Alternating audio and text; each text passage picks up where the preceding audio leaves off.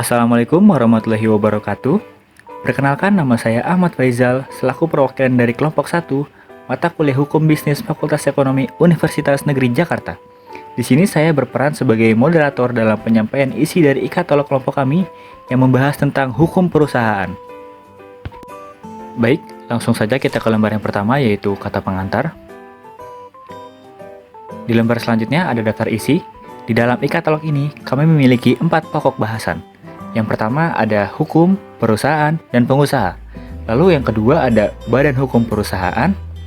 Yang ketiga ada badan usaha bukan badan hukum. Dan yang terakhir ada perseroan terbatas. Baik, tanpa berlama-lama lagi, kita langsung menuju ke pokok bahasan yang pertama, yaitu hukum, perusahaan, dan pengusaha. Definisi, tujuan, dan sumber hukum. Definisi hukum adalah peraturan yang dibuat dan disepakati baik secara tertulis maupun tidak tertulis. Nah, sedangkan para ahli memiliki pemikirannya tersendiri mengenai definisi hukum. Yang pertama adalah Plato. Menurut dia, hukum merupakan peraturan-peraturan yang teratur dan tersusun baik yang mengikat masyarakat. Sedangkan menurut Aristoteles, hukum hanya sebagai kumpulan peraturan yang tidak hanya mengikat masyarakat, tetapi juga hakim. Sedangkan menurut Karl Marx, hukum adalah pengemban amanat kepentingan ekonomi para kapitalis yang tidak segan memarahkan kehidupannya lewat eksploitasi-eksploitasi yang luas. Kita lanjut ke tujuan hukum. Menurut Van Kant, tujuan akhir dari hukum adalah dalam rangka menjaga kepentingan tiap-tiap manusia supaya kepentingan-kepentingan tersebut tidak diganggu. Sedangkan menurut Ernst Utrecht, tujuan hukum adalah demi adanya kepastian hukum. Dan yang terakhir, menurut Aristoteles, tujuan hukum adalah dalam rangka memenuhi rasa keadilan masyarakat. Selanjutnya adalah sumber-sumber hukum. Yang pertama ada undang-undang. Undang-undang adalah suatu peraturan yang mempunyai kekuatan hukum yang mengikat, diadakan, dan diperoleh oleh penguasa. Selanjutnya ada kebiasaan. Kebiasaan adalah perilaku yang berulang-ulang. Lalu ada jurisprudensi.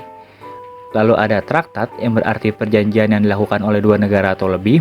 Lalu juga ada pendapat sarjana hukum atau doktrin, yaitu suatu ajaran dari seorang ahli hukum. Dan yang terakhir ada akad perjanjian atau kontrak. Perjanjian adalah semua persetujuan yang dibuat secara sah berlaku sebagai undang-undang bagi mereka yang membuatnya.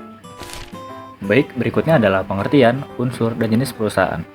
Pengertian dari perusahaan adalah kegiatan yang diselenggarakan dengan peralatan atau secara teratur dengan tujuan mencari keuntungan dengan cara menghasilkan sesuatu, mengolah, membuat, mengubah barang, berdagang, serta memberikan jasa.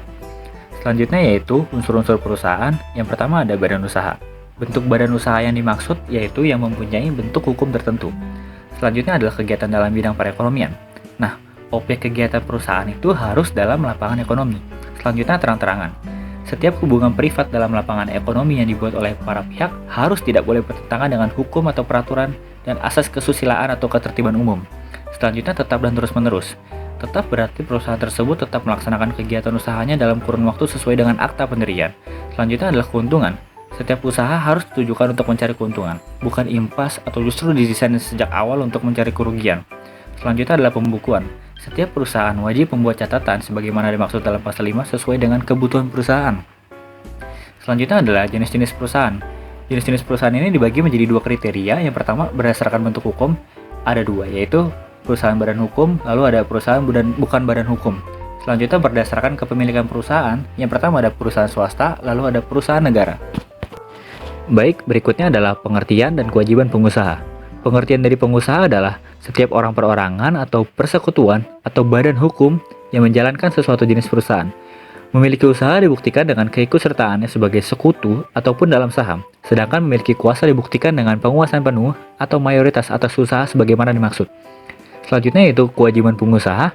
Yang pertama adalah beriktikat baik dalam melakukan kegiatan usahanya, memberikan informasi yang benar, jelas dan jujur mengenai kondisi dan jaminan barang dan jasa, memperlakukan atau melayani konsumen secara benar dan jujur serta tidak diskriminatif, menjamin mutu barang atau jasa yang diproduksi dan diperdagangkan berdasarkan ketentuan standar mutu barang dan jasa yang berlaku, memberi kesempatan kepada konsumen untuk menguji atau mencoba barang atau jasa tertentu, memberi kompensasi, ganti rugi, penggantian atas kerugian akibat penggunaan, pemakaian, dan pemanfaatan barang atau jasa yang diperdagangkan, dan yang terakhir, memberi kompensasi, ganti rugi atau penggantian apabila barang atau jasa yang diterima atau dimanfaatkan tidak sesuai dengan perjanjian. Baik, untuk pokok bahasan selanjutnya akan dibahas oleh rekan saya. Materi selanjutnya mengenai badan hukum perusahaan. Di sini terdapat definisi dari badan hukum. Secara sederhana, badan hukum dapat diartikan sebagai organisasi atau perkumpulan yang didirikan dengan akta otentik dan dianggap sebagai subjek hukum, yang dimana melekat padanya hak dan kewajiban. Kemudian ada beberapa pengertian badan hukum menurut para ahli.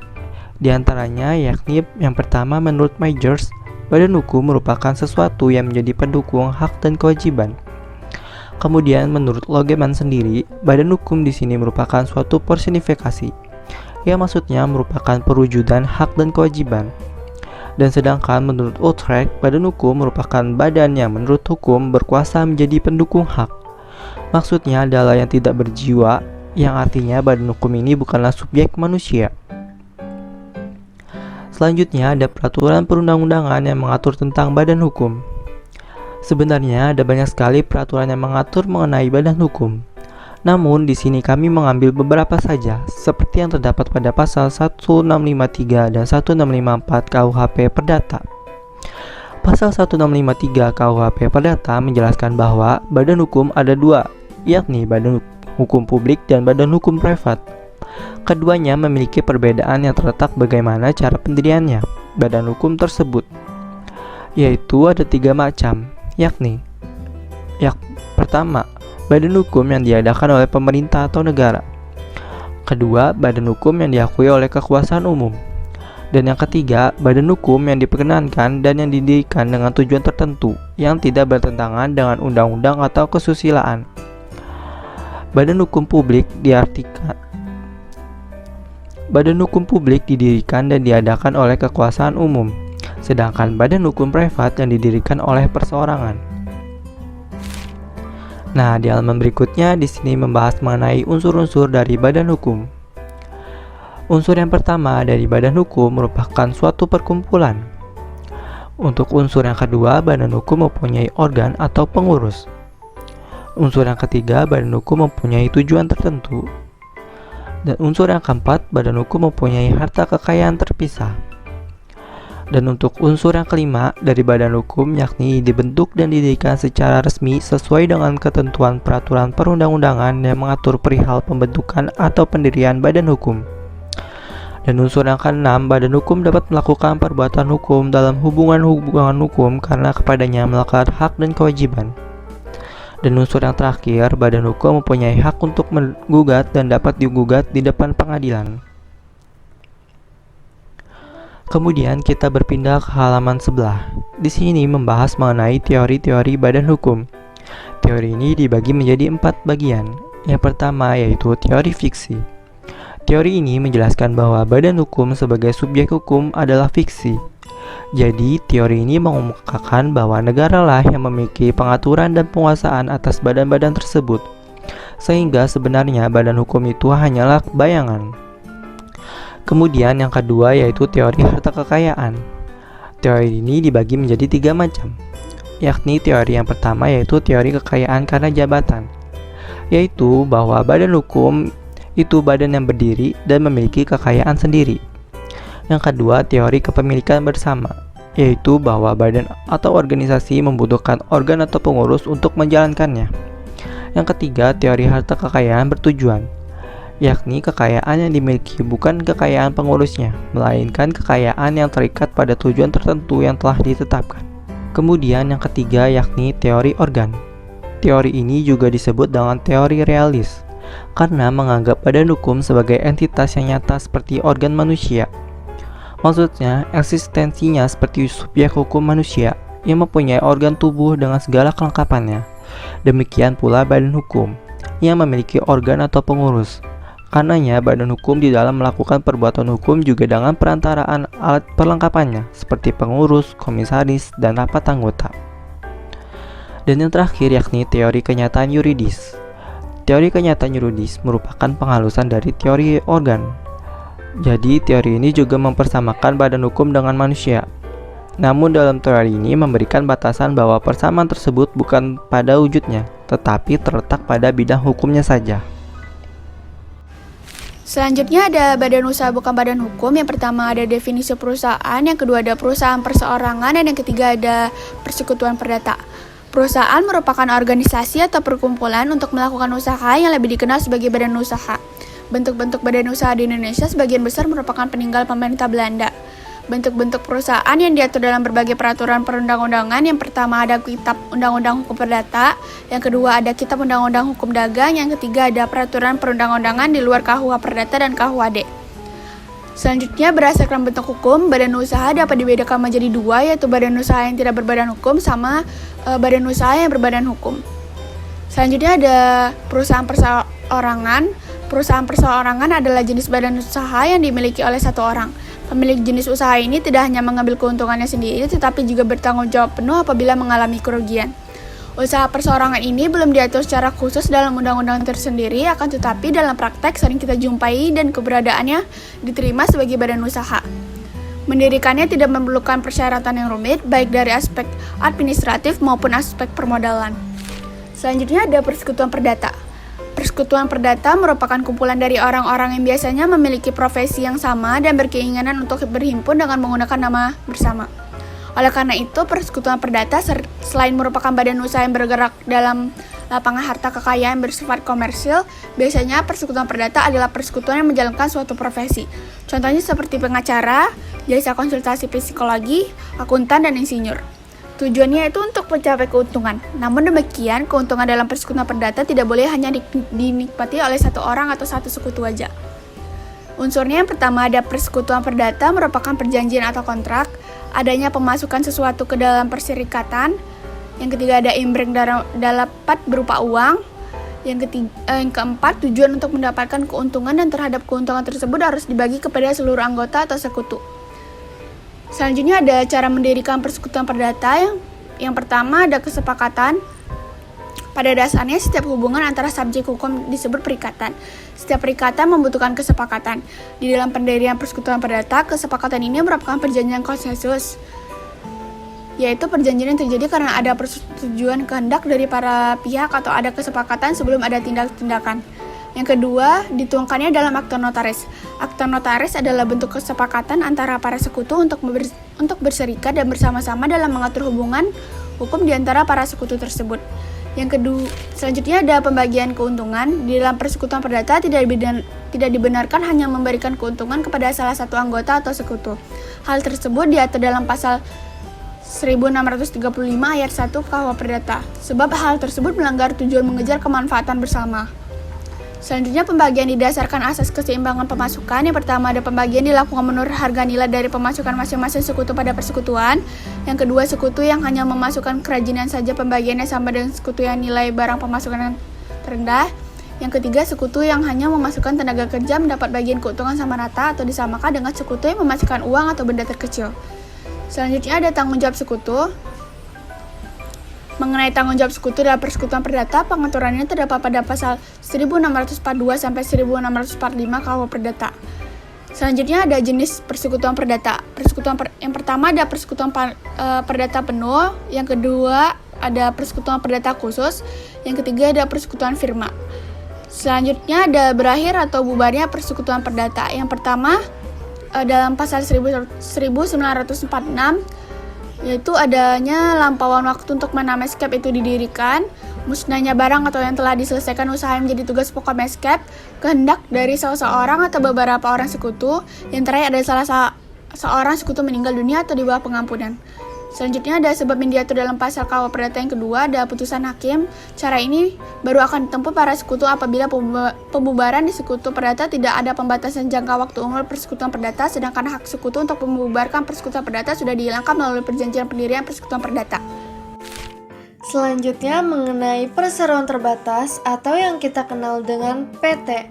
Perseroan terbatas merupakan jenis perusahaan yang paling umum digunakan di Indonesia. Jenis perusahaan ini memiliki modal dari saham yang diperjualbelikan. Selain dari saham, modal perseroan terbatas juga berasal dari obligasi. Mengenai sumber hukum perseroan terbatas diatur oleh dua rezim peraturan perundang-undangan. Pertama, dalam undang-undang yang terkodifikasikan, yakni terdapat dalam Kitab Undang-Undang Hukum Dagang atau KUHD mengenai perseroan terbatas yang diatur dalam pasal 36 sampai 56 KUHD. Tetapi mengenai rezim ini telah mengalami perubahan yang telah dibuat pemerintah Republik Indonesia. Selanjutnya adalah rezim yang telah dibuat pemerintah Indonesia yang mengatur secara spesifik tentang perseroan terbatas. Terdapat 2 peraturan yang berlaku di Indonesia, yakni dalam Undang-Undang Nomor 1 Tahun 1995 tentang perseroan terbatas yang diberlakukan pada 7 Maret 1966 sampai 15 Agustus 2007. Dalam pasal tersebut berisi tentang perseroan terbatas yang diatur dalam pasal 36 sampai 56 dan segala perubahannya. Lalu mengenai organ-organ perseroan terbatas, yang pertama ada Rapat Umum Pemegang Saham. Rapat Umum Pemegang Saham yakni pemegang kekuasaan tertinggi perseroan terbatas yang memiliki ciri yaitu kepemilikannya dapat dibuktikan dengan kepemilikan saham. Maka kekuasaan tertinggi berada di pemegang saham. Namun kekuasaan tersebut tidak dapat berjalan dengan sendiri-sendiri, melainkan melalui suatu forum yaitu RUPS. Selanjutnya ada direksi. Menurut pasal 1 ayat 5, Undang-Undang Perseroan Terbatas mendefinisikan bahwa direksi adalah organ perseroan yang berwenang dan bertanggung jawab penuh atas pengurusan perseroan untuk kepentingan perseroan, sesuai dengan maksud dan tujuan perseroan, serta mewakili perseroan, baik di dalam maupun di luar pengadilan, sesuai dengan ketentuan anggaran dasar. Yang terakhir, ada Dewan Komisaris.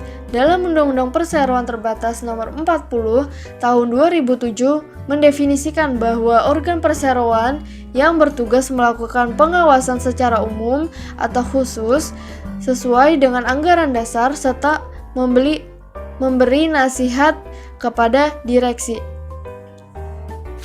Lalu ada macam-macam modal perseroan terbatas. Yang pertama ada modal dasar atau authorized capital.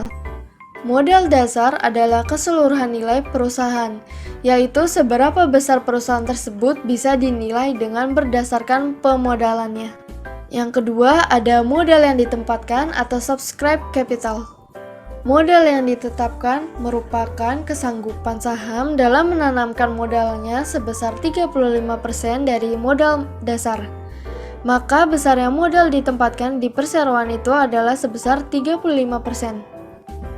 Seperti halnya modal dasar, modal ditempatkan bukanlah modal real karena modal tersebut belum benar-benar disetorkan. Lalu yang terakhir ada modal yang disetor atau paid up capital. Modal disetor adalah modal perseroan yang dianggap asli karena sudah benar-benar disetorkan ke dalam perseroan atau PT. Hal ini pemegang saham sudah benar-benar menyetorkan modalnya ke dalam perusahaan. Selanjutnya, kita akan membahas mengenai CSR, yaitu Corporate Social Responsibility.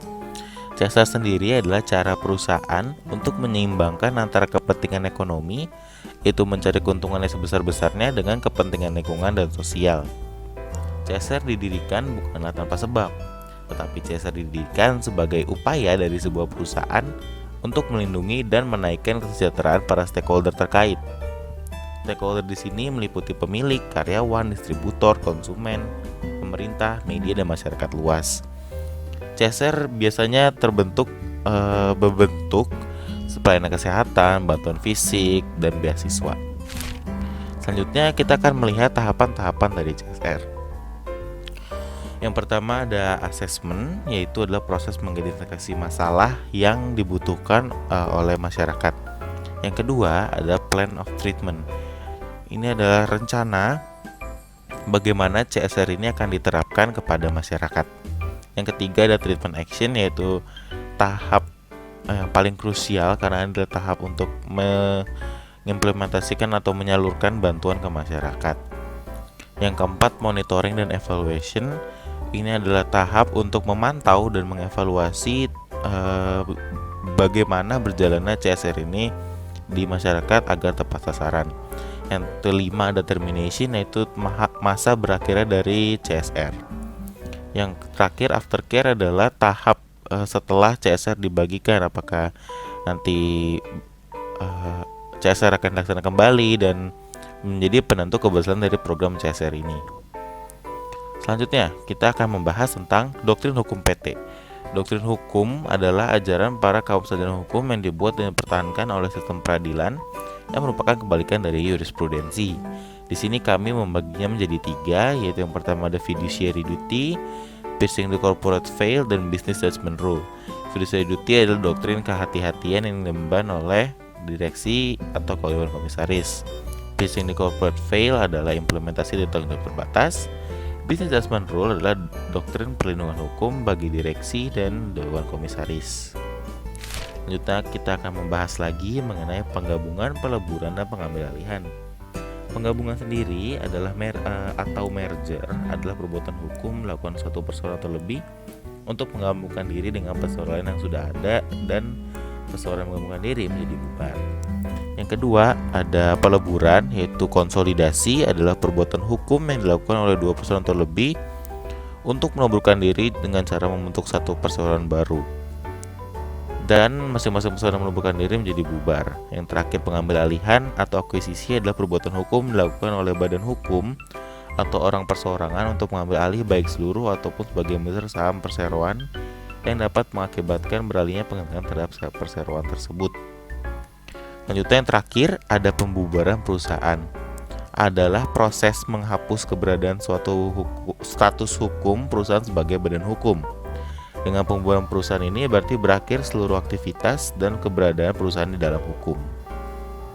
Selanjutnya kami juga menemukan dasar hukumnya, yaitu pemerintah telah mengatur pembubaran PT dalam aturan Undang-Undang Nomor 40 Tahun 2007 UU PT Bagian 142 tentang pengakhiran kegiatan, likuidasi, dan berakhirnya status perusahaan sebagai badan hukum. Baik, selanjutnya adalah materi yang terakhir, yaitu studi kasus.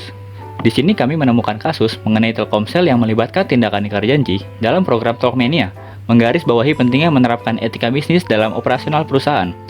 Praktik manipulasi dalam iklan dan tidak memberikan layanan sesuai dengan yang dijanjikan kepada pelanggan dapat merugikan mereka dan merusak reputasi perusahaan. Etika bisnis memiliki peran penting dalam menjaga kepercayaan pelanggan dan menjaga nama baik perusahaan. Dalam menciptakan etika bisnis yang baik, pengendalian diri, menghindari tindakan yang merugikan, menyatakan kebenaran, dan konsistensi dengan aturan yang telah disepakati merupakan hal yang perlu diperhatikan. Pelanggaran etika bisnis tidak hanya merugikan pelanggan, tetapi juga berdampak negatif pada nilai perusahaan dan tatanan ekonomi nasional. Oleh karena itu, setiap perusahaan, termasuk Telkomsel, perlu memperhatikan dan menerapkan etika bisnis dengan sungguh-sungguh. Oleh karena itu, etika bisnis memiliki peranan yang penting dalam menjalankan suatu usaha. Praktik-praktik yang tidak etis seperti ingkar janji dapat merusak kepercayaan pelanggan, reputasi perusahaan, dan dampaknya bisa mencakup aspek ekonomi yang lebih luas. Penting bagi perusahaan untuk menjunjung tinggi etika bisnis agar dapat membangun hubungan yang baik dengan pelanggan dan menciptakan keberlangsungan usaha yang kokoh. Baik, selesai sudah penyampaian isi dari e-katalog kelompok kami. Kita langsung ke kesimpulan. Hukum perusahaan adalah cabang hukum yang penting dalam mengatur aspek-aspek yang berkaitan dengan pendirian, operasional, dan pengakhiran perusahaan atau bisnis. Melalui hukum perusahaan, ditegaskan kerangka hukum yang jelas dan adil bagi pemilik perusahaan, manajemen, karyawan, pemegang saham, dan pihak terkait lainnya. Perkembangan dunia bisnis yang cepat membuat hukum perusahaan terus berubah dan berkembang. Hal ini mengakibatkan adopsi peraturan dan kebijakan baru untuk mengakomodasi perubahan teknologi, persaingan global, dan kebutuhan masyarakat. Oleh karena itu, pemahaman yang baik tentang hukum perusahaan menjadi penting bagi para pemilik perusahaan, manajemen, dan pihak terkait lainnya dalam menjalankan aktivitas bisnis mereka dengan kepatuhan hukum yang tepat. Baiklah, selesai sudah seluruh penyampaian isi dari e-katalog kami. Selanjutnya, kami akan menampilkan profil dari dosen kami, yaitu Ibu Siti Fatimah Zahra, SEI ME, sebagai dosen pengampu mata kuliah Hukum Bisnis. Kami ucapkan terima kasih karena telah membantu dan membimbing kami selama proses pembuatan e-katalog ini. Selanjutnya adalah profil anggota kelompok kami. Yang pertama ada saya sendiri, Ahmad Faizal. Kemudian ada Ananda Putra Fajar. Lalu ada Fitri Oktaviani. Selanjutnya ada Muhammad Dilan Al-Ghifari. Dan yang terakhir ada Nurwika Armelisa. Berikut ini adalah referensi yang kami gunakan selama pembuatan e-katalog ini. Baik, selesai sudah seluruh rangkaian pemaparan isi e-katalog hukum perusahaan. Semoga materi yang telah kami paparkan dapat menambah wawasan kepada para audiens kalian. Untuk itu, apabila terdapat kesalahan dan kehilafan, kami mohon maaf. Wassalamualaikum warahmatullahi wabarakatuh.